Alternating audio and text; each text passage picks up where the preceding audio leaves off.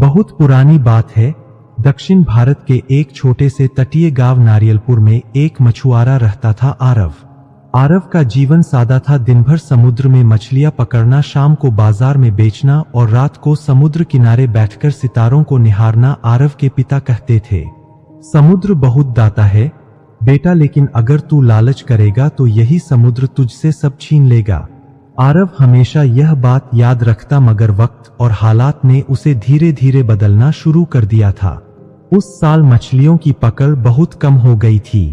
गांव के लोग परेशान थे, भूखे थे। आरव भी कई दिनों से समुद्र में जाल डालता मगर खाली लौट आता। एक शाम वह निराश होकर समुद्र किनारे बैठा था, तभी उसने देखा समुद्र की लहरों के बीच कोई चमक रही है। वह पास गया तो देखा एक चांदी जैसी चमकदार मछली पानी में फंसी है। वह मछली बोली, मुझे छोड़ दो आरव, कोई साधारण मछली नहीं हूं। आरव चौंक गया, तू बोल कैसे रही है? मछली बोली, मैं समुद्र की रक्षक जलपरी हूं। तुमने मेरा रूप देख लिया है, इसलिए अब मैं तुम्हें एक वरदान दे सकती हूं। आरव घबरा गया, वरदान? हाँ, जलपरी ने कहा, लेकिन याद रखना यह वरदान तुम्हारे दिल के भाव के अनुसार फल देगा। आरव बोला, मुझे धन चाहिए, बहुत सारा धन। जलपरी ने उसकी आंखों में देखा और उसके हाथ पर एक नीला आंसू रखा। यह मेरा आंसू है, इसे संभाल कर रखना। जब तुम सच्चे दिल से किसी की मदद करोगे यह आंसू सोने में बदल जाएगा, लेकिन अगर इसमें स्वार्थ होगा तो यह पत्थर बन जाएगा। जलपरी लहरों में विलीन हो गई। अगले ही दिन आरव ने उस आंसू को छोटे शीशे के डिब्बे में रख लिया। वह हर दिन समुद्र जाता और जब भी किसी भूखे को खाना खिलाता आंसू थोड़ा थोड़ा चमकने लगता। कुछ ही दिनों में वह धनवान हो गया। गांव के लोग उसकी ईमानदारी और दयालुता की चर्चा करने लगे, मगर धीरे धीरे उसके अंदर अहंकार आने लगा। वह सोचने लगा, यह सब मेरी मेहनत का फल है, न कि किसी जलपरी का।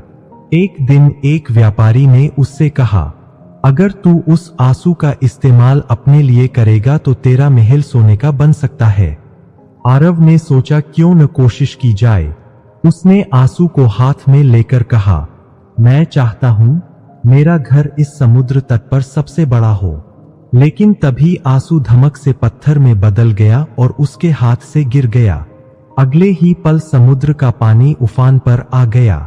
लहरें तट को तोड़ने लगीं। आरव डर गया और जलपरी की आवाज आई, तूने अपने वरदान को शाप में बदल दिया। आरव, लालच ने तेरे दिल को अंधा कर दिया। गांव बर्बाद हो गया। आरव का महल बनते बनते रेत में समा गया। वह अकेला रह गया, टूटा हुआ और पछतावे से भरा। एक रात वह फिर समुद्र किनारे गया और रोने लगा, मुझसे गलती हो गई ओ जलपरी, अगर सुन सकती हो तो मुझे एक मौका और दे दो। लहरें शांत हुईं और जलपरी फिर प्रकट हुई, मगर इस बार उसका चेहरा उदास था। तेरे लालच ने समुद्र को दूषित किया है। अगर सच में पश्चाताप है तो दूसरों के लिए कुछ कर। आरव ने सिर झुका लिया, मैं अपना जीवन दूसरों की मदद में लगा दूंगा। फिर उसने वही किया। गांव के लोगों के लिए नावें बनवाईं, टूटे घरों की मरम्मत करवाई, भूखों को खाना खिलाया। वह खुद साधारण झोंपड़ी में रहने लगा। एक दिन जब वह समुद्र में एक डूबते बच्चे को बचाने के लिए कूदा, समुद्र की लहरों ने अचानक उसे घेर लिया। वह बेहोश हो गया।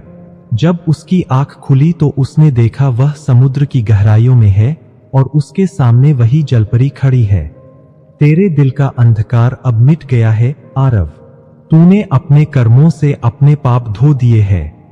जलपरी ने मुस्कुराते हुए कहा, तू अब वापस नहीं जा सकता, लेकिन तू मेरे लोक में सदा जीवित रहेगा, एक रक्षक बनकर। आरव ने कहा, अगर मेरी आत्मा से गांव की रक्षा होती है तो मुझे यहीं रहना मंजूर है। कहते हैं उस दिन से नारियलपुर का समुद्र कभी उफान पर नहीं आया।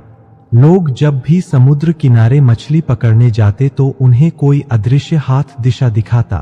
कभी कभी रात को कोई नीली रोशनी लहरों में चमकती दिखती। लोग कहते, वो आरव है, जलपरी का रक्षक। और गांव के बच्चे आज भी कहानी सुनते हुए पूछते, क्या जलपरी का आंसू सच में था? उनके बुजुर्ग मुस्कुराते हुए कहते, हाँ बेटा, जलपरी का आंसू तो हर इंसान के दिल में होता है। जब तुम किसी की मदद करते हो बिना स्वार्थ के तो वही आंसू चमक उठता है। लालच हमें अंधा कर देता है, लेकिन करुणा हमें देवत्व के करीब ले जाती है। हर दिल में एक जलपरी का आंसू है, बस फर्क इतना है कि कोई उसे सोने में बदल देता है और कोई पत्थर में।